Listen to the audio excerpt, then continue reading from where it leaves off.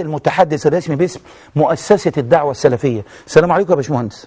عليكم السلام ورحمة الله وبركاته. ازي حضرتك؟ ربنا يرحمك. باشمهندس، الحقيقة يعني أنا كنت قلت لأكون حاجة تعبان ولا حاجة مش هنعرف نكلمك، تعلقت سريعا، إنما لك الحرية الآن أن تعلق على خبر جاي في جريدة الوطن بيتقال فيه إن الدعوة السلفية الشيخ ياسر برهامي ربنا يديله الصحة، وحضرتك بتقولوا إن الإعلام الإسلامي بقى إعلام كذاب، والشيخ ياسر برهامي بيصدر فتوى على الموقع لا تستمع للإعلام الإسلامي الآن. في الواقع يعني هم بيحطوا يعني سياسة الاصطياد في الماء العكر، وانا ابتداء قبل ما اوضح هم عملوا ايه بقى ان انا بقول للناس ما تسمعوش الا للاعلام الاسلامي، وان الكلام فعلا في فتوى على الموقع للشيخ ياسر، وفعلا في تغريده على تويتر بالنسبه لي كانت نصيحه لبعض اخواننا، وهي نصيحه من باب يعني عشان هم يدخلوا يوظفوها ضد، نصيحه لتنقيه الصف من اي سلوك ممكن احنا نكون مش راضيين عنه، انه نتثبت اولا، لان حتى انا لو قلت الخبر النهارده اللي ممكن يكون فيه حاجه يعني زي حضرتك دلوقتي قلت الخبر النهارده، حتى لو انت كنت يعني او انا كنت قايل لهم ان انا احتمال ما اقدرش اعمل مداخله، على الاقل تقول ان انا اذا في ده كده هو ده الايه السلوك الذي يوقف ان ممكن خبر حتى يتقال في قناه اسلاميه يوظف خطا. بس ايه النصيحه؟ نعم. انه لو خبر سوف يفهم خطا وانه مفروض صاحبه يوضحه، يبقى يجي معاه صاحبه، عشان الخبر لما بيتنقل بطريقه انه خلاص اتقال.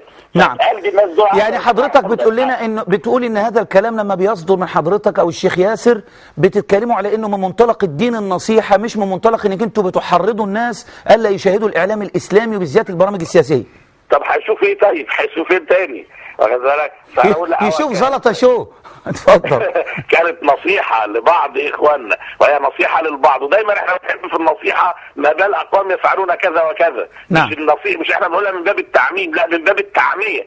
نعم. بدل ما اقول الاخ فلان على الفيسبوك، على فكره النصيحه دي كان المقصد بيها حد على الفيسبوك مش قناه، ان مثلا نشر حاجه وبعدين عندما عوتب قال طب ما تبقى توضح، نقول له لا انت تثبت الاول، عشان عدد ما انا اوضح هتكون الدنيا انتشرت. صحيح. انا بقول ان احنا يعني كدعوه سلفيه بنعتزم كل اخواننا الاعلاميين وبنعتبرهم، انا شخصيا بعتبر حضرتك الدكتور وسام، محمد جمال بتاع مصر 25 بعتبرهم من اصدقائي الخاصين اللي انا شفت منهم الدنيا ماشيه ازاي. والدكتور عاطف والدكتور عاطف والقدوسي دلوقتي في الندى. نعم. يعني انا اقصد احنا علاقه في الاخر ممكن تقول ان دول اخوان ودول سلفيين وكذا، ممكن بحاجه تانية تقول دول اعلاميين ودول مثلا ممثلين للاحزاب الاسلاميه. نعم. لكن بيوجد بيننا في الاخر رباط ان احنا اصحاب مشروع واحد. نعم. وبالتالي انا بكرر انه لا الفتوى قصد منها صد الناس